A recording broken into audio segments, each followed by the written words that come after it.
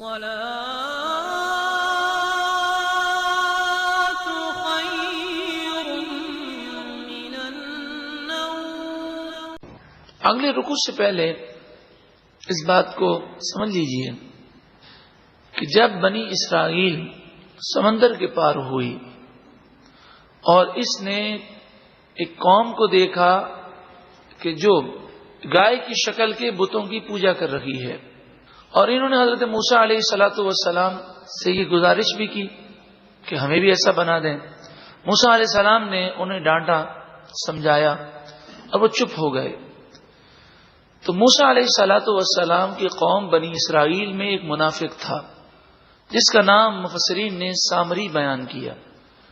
یہ سامری نے یہ واقعہ دیکھا تو اس نے یہ اندازہ لگا لیا کہ بنی اسرائیل کے دلوں میں بچڑے کی محبت گئی نہیں ہے اور ان کو بت بنانے کا ابھی بھی دل ہے، مگر حضرت موسیٰ علیہ السلام کے روب کی وجہ سے یہ کچھ بول نہیں سکے۔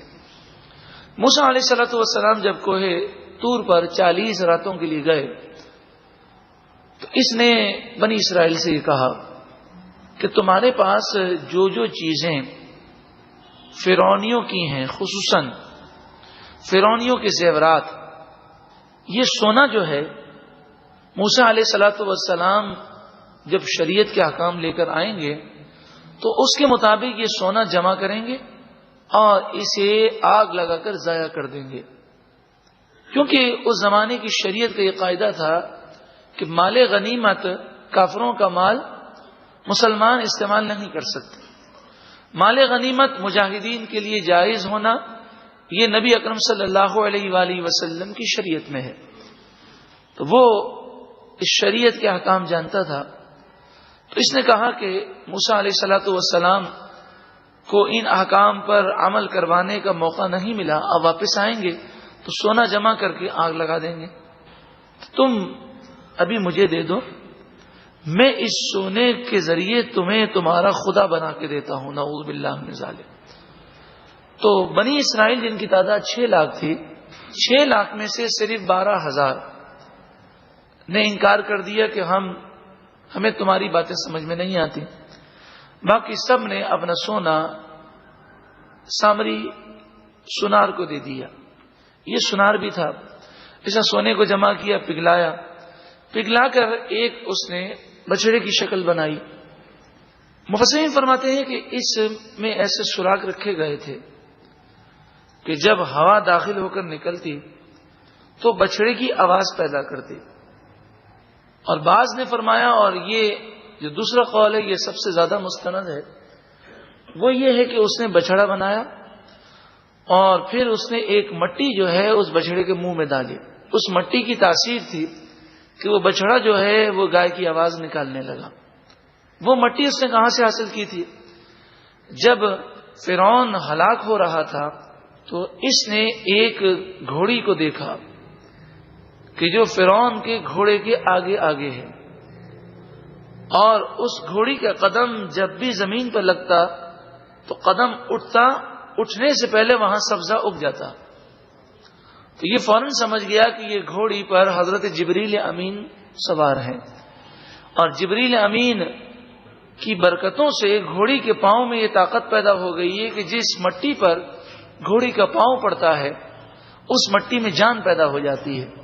تو اس نے وہاں کی مٹی اٹھا لی اور یہ مٹی بچڑے کے منہ میں ڈالی، تو مفسرین فرماتے ہیں بچڑے میں جان پیدا ہوئی اور وہ بولنے لگا۔ بنی اسرائیل کو بڑی حیرت ہوئی کہ ایک سونے کا بچڑا اور وہ گائے کی آواز نکالتا ہے۔ تو یہ اکثریت یعنی 12,000 کو چھوڑ کر باقی سب اس کی پوجا میں وہ لوگ لگ گئے۔ وہاں حضرت موسیٰ علیہ السلام کو طور پر توریت لینے گئے ہیں اور یہاں قوم نے یہ کیا۔ وَاتَّخَذَ قَوْمُ مُوسَىٰ مِن بَعْدِهِ مِنْ حُلِيِّهِمْ، موسیٰ علیہ السلام کی قوم نے موسیٰ علیہ السلام کے جانے کے بعد من حلیہم زیورات سے اجلن جسدن ایک بچڑے کا جسم بنایا اور اس کی پوجا کرنے لگے۔ لہو خوار، وہ بچڑا جو گائے کی آواز نکالتا تھا. خوار کے معنی گائے کی آواز نکالنا. تو وہ بچڑا گائے کی آواز نکالتا تھا. اب گائے کی آواز نکال دے تو اس سے کیا ہو جاتا ہے؟ کوئی نعوذ باللہ من ذالک، اس سے وہ خدا تو نہیں بن جاتا. الم یرو، کیا انہوں نے نہ دیکھا؟ انہ لا یکلمہم، بے شک وہ بچڑا ان سے کلام نہیں کر سکتا، ان کے سوال کا جواب نہیں دے سکتا، ان سے گفتگو نہیں کر سکتا. ولا یہدیہم سبیلا، اور انہیں راستہ بھی نہیں بتا سکتا. تو ایسے بے جان ایک جسم کو جو سونے کا بنا ہے، صرف یہی ہے کہ وہ گائے کی آواز نکالتا ہے، اس وجہ سے یہ پوجا کرنے لگے. اتخذوہ، ان لوگوں نے اس بچڑے کو خدا بنا لیا. وکانوا ظالمین، اور وہ ظلم کرنے والے تھے. اب جب 40 دن پورے ہوئے اور حضرت موسیٰ علیہ الصلوۃ والسلام کے آنے کا وقت ہو گیا، آپ 30 راتوں کا فرما کے گئے تھے، 10 راتیں اوپر ہو گئیں. تو اب انہیں یہ خیال پیدا ہونے لگا کہ یہ ہم کر تو رہے ہیں، موسیٰ علیہ السلام جب آئیں گے تو بڑے سخت ناراض ہوں گے. اور موسیٰ علیہ الصلوۃ والسلام کا جلال، روب و دبدبا آپ کا بہت تھا. وَلَمَّا سُقِطَ فِي أَيْدِيهِمْ، اور جب انہوں نے جو کیا اس پر وہ پچھتانے لگے. وَرَأَوْا أَنَّهُمْ قَدْ ضَلُّوا، اور وہ سمجھ گئے کہ بے شک وہ گمراہ ہو چکے. کیونکہ جو مسلمان شرک کر لے، بت پرستی کر لے، بت کو خدا سمجھ لے، تو وہ تو مرتد ہو جاتا ہے. اور پھر انہیں یہ حکم یاد آیا کہ موسیٰ علیہ السلام کی شریعت میں مرتد کے لیے معافی نہیں ہے. ہماری شریعت میں تو یہ ہے کہ اسے قید کر دیا جائے، 3 دن تک قید میں رکھا جائے. اگر وہ دوبارہ اسلام نہ لائے تو اسے قتل کر دیا جائے، یا اگر وہ کچھ شبہات کا اظہار کرتا ہے تو 3 دن سے زیادہ قید میں رکھا جائے گا، اسے کوئی تکلیف نہیں دی جائے گی، اس کے وسوسوں اور شبہات کو دور کرنے کی کوشش کی جائے گی. اور جب حاکم اسلام یہ سمجھے گا کہ اس کے وسوسوں اور شبہات کو دور کرنے کی مکمل کوشش ہو گئی، پھر بھی مسلمان سے یہ مرتد ہو چکا، اب دوبارہ اسلام نہیں لاتا، تو اسلامی گورنمنٹ اسے قتل کر دے گی. یہ اسلامی قانون ہے. لیکن موسیٰ علیہ السلام کی شریعت میں یہ تھا کہ اگر کوئی مسلمان کافر ہو جائے یا مشرک ہو جائے تو یہ مرتد ہو جاتا ہے. اب دوبارہ یہ توبہ کر کے اسلام لے آئے گا تو مسلمان تو ہو جائے گا، لیکن اسے پھر بھی قتل کر دیا جائے گا. جیسے ہماری شریعت میں یہ ہے کہ کوئی شخص کسی کو قتل کر دے تو قاتل اگر توبہ بھی کر لے تب بھی اگر مقتول کے ورثہ چاہیں تو قتل کے بدلے قتل کا وہ مطالبہ کر سکتے ہیں. اب انہیں خیال آیا کہ ہم نے تو بہت بڑا ظلم کیا، اور موسیٰ علیہ الصلوۃ والسلام اس قانون کے مطابق اور اس شریعت کے مطابق ہم توبہ بھی کر لیں گے پھر بھی قتل فرما دیں گے. قالوا، وہ بولے، لئن لم یرحمنا ربنا، اگر ہمارے رب نے ہم پر رحم نہ کیا، ویغفر لنا، اور ہماری بخشش نہ فرمائی، لنکونن من الخاسرین، تو ہم دونوں جہاں میں نقصان اٹھانے والے ضرور بضرور ہو جائیں گے. وَلَمَّا رَجَعَ مُوسَىٰ إِلَىٰ قَوْمِهِ، اور جب موسیٰ علیہ السلام اپنی قوم کی طرف لوٹ کر آئے. کوئی دنیاوی نقصان ہو جائے تو انسان کو غصہ آتا ہے. اگر کوئی ہمارا لاکھوں روپے کا نقصان کر دے، لاکھوں روپے تو خیر دور کی بات ہے، کوئی 1000-2000 روپے کی چیز بھی اگر توڑ دے تو ہم غصے میں آ جاتے ہیں. یہ ہمارے غصے دنیا کے لیے ہیں، لیکن اللہ کے نیک بندوں کو جلال آتا ہے اللہ کی وجہ سے، اللہ کی رضا کے لیے. تو جب آپ نے یہ دیکھا کہ صرف 12,000 بچے اور باقی سب مشرک ہو گئے تو یہ کئی لحاظ سے نقصان تھا. ایک تو یہ کہ وہ تباہ ہوئے، دوسرا یہ کہ پوری قوم کو شریعت کے قاعدے کے مطابق قتل کرنا ہوگا، تو اب 6 لاکھ میں سے بنی اسرائیل صرف 12,000 بچیں گے. تو آپ کو اتنا بڑا نقصان کا اتنا آپ کو افسوس ہوا. قرآن مجید فرقان حمید نے بیان کیا غضبان اسفن، آپ افسوس سے جلال میں اور غضب میں آئے. بڑا افسوس ہوا آپ کو شدید. اس آیت سے یہ پتہ چلا کہ غصہ کرنا ہر وقت بری چیز نہیں ہے. برا غصہ وہ ہے جو اپنے نفس کے لیے ہو، دنیا کے لیے ہو، اور جو غصہ اللہ کی رضا کے لیے ہو اور شریعت کے حدود میں رہ کر ہو تو اس میں کوئی حرج نہیں ہے. اس کی تفصیل جاننے کے لیے یہ کیسٹ سماعت کیجیے، عقل کا دشمن غصے کا علاج. عام طور پہ لوگ کہتے ہیں یہ غصہ حرام ہے. ہر غصہ حرام نہیں ہے. جو غصہ اپنی ذات کے لیے ہو، جو غصہ دنیا کے لیے ہو اور شریعت کے حدود کو پھلانگ دیں تو وہ حرام ہے، اور جو غصہ اللہ کے لیے ہو اور شریعت کے حدود میں رہ کر ہو تو وہ جائز ہے. دیکھیں، غصے کا آ جانا یہ برا نہیں ہے. انسان کو کوئی بات بری لگتی ہے، غصہ آتا ہے، لیکن بری چیز ہے آؤٹ آف کنٹرول ہو جانا. غصے میں جو لوگ گالیاں بک دیتے ہیں، الٹی سیدھی باتیں کہہ دیتے ہیں، اپنے آپ کو مارنا شروع کر دیتے ہیں، دوسرے کو مارنا شروع کر دیتے ہیں، غصے میں ان کی عقل پر ان کی توجہ نہیں رہتی اور بے عقلی والی باتیں کر لیتے ہیں، تو یہ ساری چیزیں منع ہیں. اور ایسی حالت آ جائے تو نبی اکرم صلی اللہ علیہ وآلہ وسلم نے فرمایا ایسا غصہ شیطان کی طرف سے ہے اور شیطان آگ سے بنا، لہذا تم میں سے کسی کو یہ کیفیت پیدا ہو تو وہ فوراً وضو کر لے تو اسے غصے پر کنٹرول ہو جائے گا. کھڑا ہے تو بیٹھ جائے، بیٹھا ہے تو لیٹ جائے. مراد یہ ہے کہ کھڑا ہے تو بیٹھ جائے، اس سے مراد یہ ہے کہ اپنی حالت کو چینج کر لے اور تھوڑی دیر کے لیے سوچ لے کہ کسی کو سمجھانا اور چیز ہے، لیکن غصے میں آؤٹ آف کنٹرول ہو جانا، بے قابو ہو جانا اور عقل سے ماورا ہو کر بغیر سوچے سمجھے بغیر اقدامات کرنا، یہ بہت بڑی نادانی ہے. بسا اوقات جب غصہ ختم ہوتا ہے تو بڑی شرمندگی ہوتی ہے.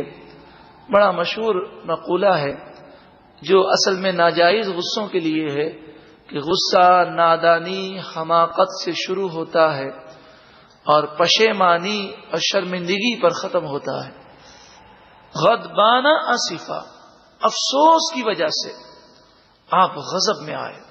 قالا بئس ما خلفتمونی من بعدی، دین کا جو اتنا بڑا نقصان ہو گیا اس افسوس کی وجہ سے آپ نے حضرت ہارون علیہ السلام سے بڑے افسوس کے ساتھ کہا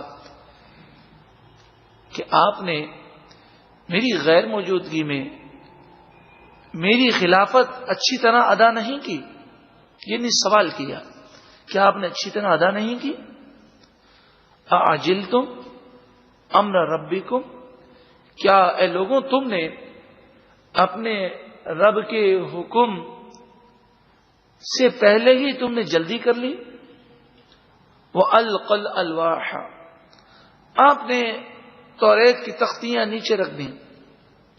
وَأَخَذَ بِرَأْسِ أَخِيهِ، اور اپنے بھائی ہارون علیہ السلام کے بالوں کو پکڑ لیا. يَجُرُّهُ إِلَيْهِ، افسوس کی وجہ سے آپ ان کے بالوں کو اپنی طرف کھینچ رہے تھے. قال ابن ام، حضرت ہارون نے عرض کی اے میری ماں کے بیٹے، یعنی اے میرے سگے بھائی، ان القوم استضعفونی، بے شک میری قوم نے مجھے کمزور سمجھا. وکادوا یقتلوننی، اور وہ مجھے قتل کرنا چاہتے تھے. جب میں نے انہیں روکا اور سمجھایا تو پہلے تو انہوں نے میری نصیحت کو نہ مانا، پھر میں زیادہ انہیں سمجھانے لگا تو سب مل کر یہ سوچنے لگے کہ ہم ان کو قتل کر دیں. تو پھر اس وجہ سے میں اور 12,000 سائڈ میں ہو گئے اور آپ کا انتظار کرنے لگے، اور آپ مجھ پر غصے کا اظہار کر رہے ہیں تو جو میرے دشمن ہیں وہ تو خوش ہوں گے. فلا تشمت بی الاعداء، پس آپ مجھ پر دشمنوں کو ہنسنے کا موقع نہ دیں. ولا تجعلنی مع القوم الظالمین، اور آپ مجھے ظالم قوم کے ساتھ قرار نہ دیں. میں نے نہ شرک کیا اور نہ ہی میں نے آپ کی خلافت کا حق ادا نہیں کیا. یہ بات نہیں ہے. میں نے آپ کی خلافت کا حق بھی ادا کیا, انہیں سمجھایا بھی, لیکن یہ نہ مانے. اور ہم کمزور تھے, ہم 12,000 تھے اور باقی 6 لاکھ میں سے جتنے افراد تھے جن کی تعداد ہمارے مقابلے میں بہت زیادہ, سب شرک میں مبتلا ہو گئے. حضرت موسیٰ علیہ السلام نے دعا کی, قال رب اغفر لی, اے پروردگار مجھے بخش دے. اب دیکھیے یہاں حضرت موسیٰ علیہ الصلاۃ والسلام کی قوم بچھڑے کی پوجا میں مبتلا ہو گئی. غلطی قوم نے کی ہے, لیکن معافی اپنے لیے حضرت موسیٰ علیہ السلام مانگ رہے ہیں. تو اللہ کے نیک بندے ہر وقت اللہ کی بارگاہ میں توبہ استغفار کرتے رہتے ہیں. تو یہ کوئی لازم نہیں ہوتا کہ جب وہ مغفرت کا سوال کریں تو ان کا کوئی قصور ہو. یہ میں نے بات اس لیے کہی کہ اللہ تعالی مسلمانوں کے ایمان کا تحفظ فرمائے. ٹی وی پر بعض لوگ ایسے بھی آتے ہیں کہ جو قرآن و حدیث کی باتیں اچھی بتاتے ہیں, اور بعض لوگ ایسے بھی آتے ہیں ٹی وی پر جو قرآن و حدیث کا یا تو علم رکھتے نہیں ہیں یا علم رکھتے ہیں تو ان کا علم ناقص ہے, اور وہ لاجک بہت چلاتے ہیں. اپنی عقل کو احادیث طیبہ اور صحابہ کرام کے اقوال کو دیکھنے کے بجائے قرآن پر وہ اپنی عقل سے گفتگو کرتے ہیں. قال رسول اللہ صلی اللہ علیہ وسلم, اللہ کے رسول صلی اللہ علیہ وآلہ وسلم نے ارشاد فرمایا, من قال فی القرآن برأیہ فلیتبوأ مقعدہ من النار.